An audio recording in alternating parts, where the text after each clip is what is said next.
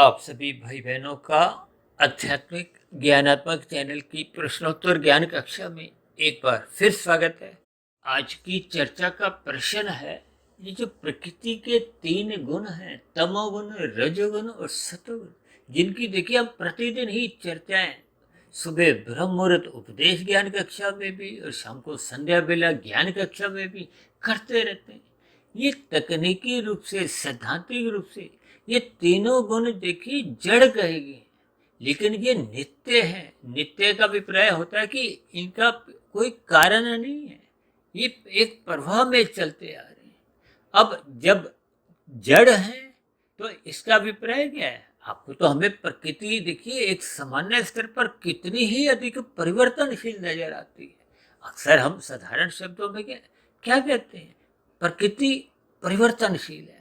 अब परिवर्तन भी है और जड़ भी है, तो ये एक विरोधाभास की स्थिति उत्पन्न होती है। तब ऐसी स्थिति विशेष में वेदों के ज्ञान में ऐसा समझाया गया है कि ये जो आरंभिक स्थितियों में परमात्मा की ब्रह्म शक्ति द्वारा इन तीन गुणों में एक हलचल लाई जाती है। सर्वप्रथम सतोगुण में वृद्धि करते हुए देखिए, सतोगुण को ज्ञान से जोड़ा जाता है, रजोगुण को क्रिया से जोड़ा जाता है और तमोगुण को पदार्थों से जोड़ा जाता है। अब पदार्थों का सुख लेने के लिए क्रिया करनी होती है।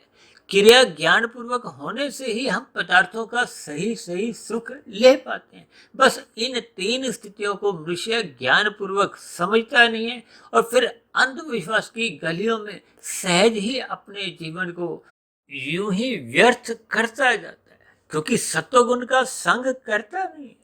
बिना ज्ञान के देखिए, आपके हमारी जितनी भी भागदौड़ है, जितनी भी क्रियाएं हैं, जितने भी कर्म हैं, वो सभी कर्म कर्मफल सिद्धांत के अंतर्गत निगरानी में रहते हैं। इसीलिए तो मनुष्य जोनि को कर्म जोनि से जोड़ा गया है, साधना जोनि का एक अवसर है। इसलिए इन सभी स्थितियों को कर्मबद्ध तरीके से समझना होगा। आपको भी सत्वगुण का अधिक से अधिक संग करते हुए ब्रह्म मुहूर्त में उठना होगा।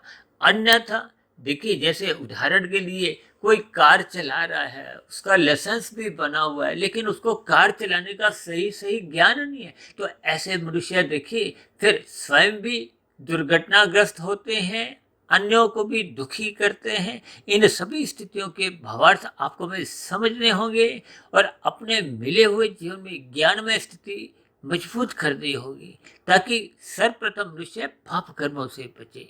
इन्हीं शब्दों के साथ चर्चा विशेष को यहीं विश्राम देते हैं। आप किसी भाई बहन का भी अब तक की प्रसारित 1900 वीडियो से संबंधित किसी भी प्रकार का कोई प्रश्न हो, तो आपके प्रश्नों का इस प्रश्नोत्तर ज्ञान कक्षा में सदा ही स्वागत है। चर्चा विशेष को ध्यानपूर्वक सुनने के लिए आप सभी भाई बहनों का बहुत बहुत धन्यवाद।